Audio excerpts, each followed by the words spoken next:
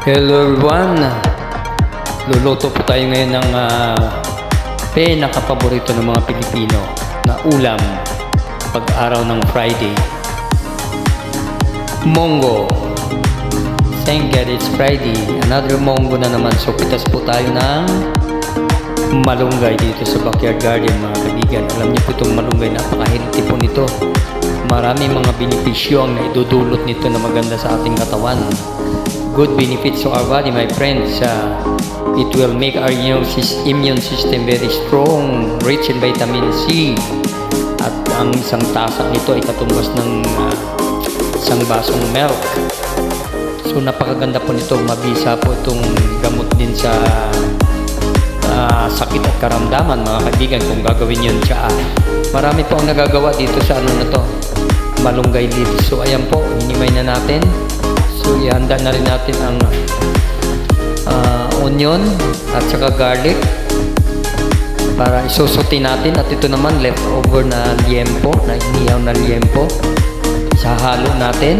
Marami po tayong pwedeng ihalo sa ating munggo na ginisa, pwedeng tinapa, pritong isda, chicken or pork or giniling or anything. Marami po ang pwedeng isahog. You can mix a lot of recipe in munggo.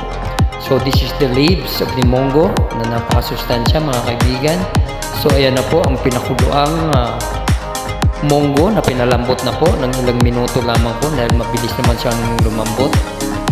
Ito po yung tinatawag nilang tagkitan na munggo or malabo, kasi dalawang klase, may malinaw, may malabo. So isusutin na po natin. Ayos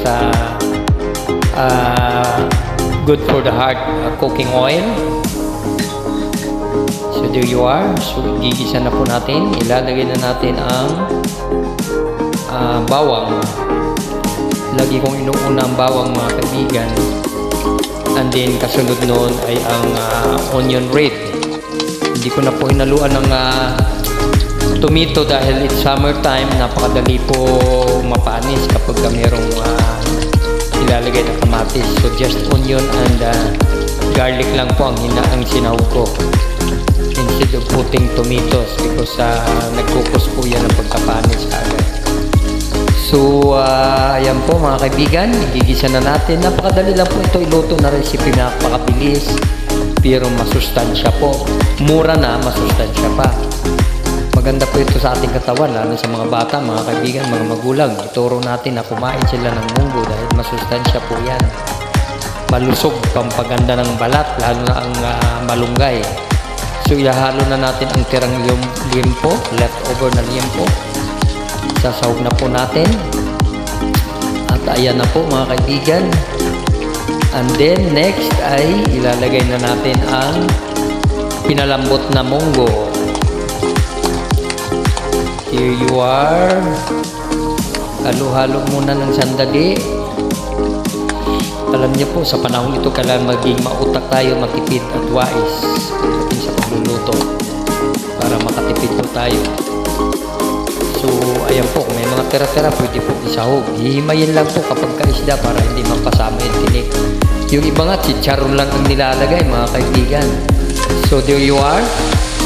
Ilalagay na natin ang munggo. Ayan na po ang pinalambot na munggo.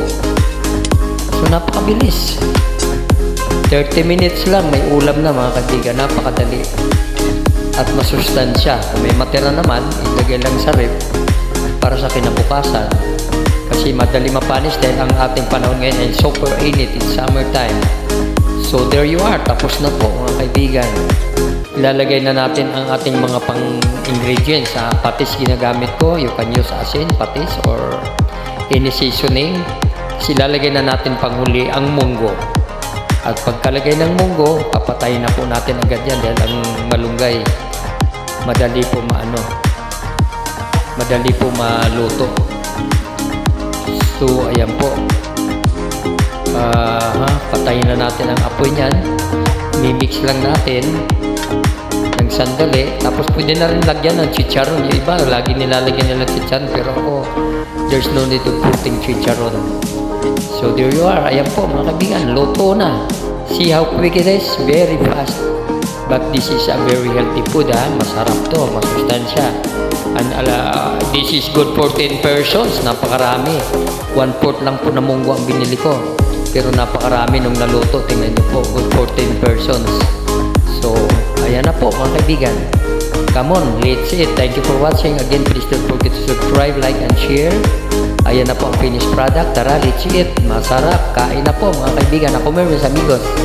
Deliciosong recipe. Ginisang munggo with liempo na inihaw. Wow! Thank you, bye-bye, and God bless.